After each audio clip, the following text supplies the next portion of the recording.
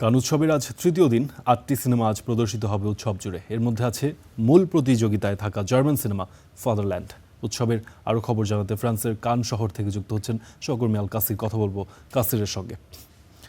কাসির, আজ তৃতীয় দিন, আজ কি উল্লেখযোগ্য আনুষ্ঠানিকতা রয়েছে সেটি একটু জানাবেন আমাদের, এবং কোন কোন সিনেমাগুলো আজ প্রদর্শিত হচ্ছে সেটি একটু জানতে চাই। এছাড়া বিশ্বখ্যাত যে তারকারা লাল গালিচায় মাতাচ্ছেন সেটি একটু জানতে চাই।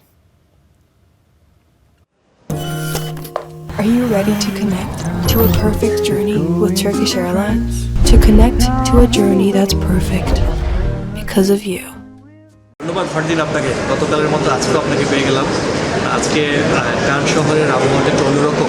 আমি এতদিন বাইরে থেকে লাইভ দিয়েছি, আজকে আমাকে ইনডোরে চলে আসতে হচ্ছে, কারণ আজকে প্রচুর বাতাস। যে বাতাসের কারণে বাইরে থেকে লাইভ দেওয়া সম্ভব হচ্ছে না, যার কারণে আজকে একদমই নতুন একটা জায়গা থেকে আপনাদেরকে খবর জানাবো। ফারদিন, আপনি যেমনটা বলছিলেন যে আজকে উৎসবের তৃতীয় দিন, ঠিক তাই।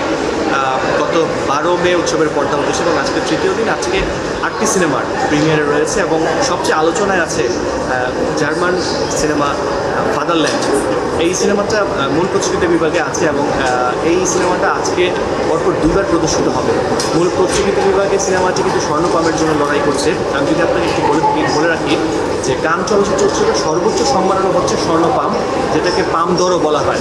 তো এই পাম দর বা স্বর্ণপামের জন্য 141টি দেশের প্রায় 2500 সিনেমা কিন্তু এবার জমা পড়েছিল। সেখান থেকে মাত্র 22টি সিনেমাকে বেছে নেওয়া হয়েছে এই স্বর্ণপামের দৌড়ের জন্য। তো আজকে বাংলাদেশ সময়ে, আজকে স্থানীয় সময় 3টারও পরে ফাদারল্যান্ড সিনেমাটি প্রিমিয়ার রয়েছে। তো প্রিমিয়ার শেষ হলে আমরা আসলে বলতে পারবো যে এই সিনেমাটা নিয়ে মানুষের আগ্রহ কেমন ছিল বা সিনেমা হলে দর্শকদের উচ্ছ্বাস কেমন ছিল, সেটা সিনেমার প্রিমিয়ার শেষ হলেই তারপর বলতে পারবো।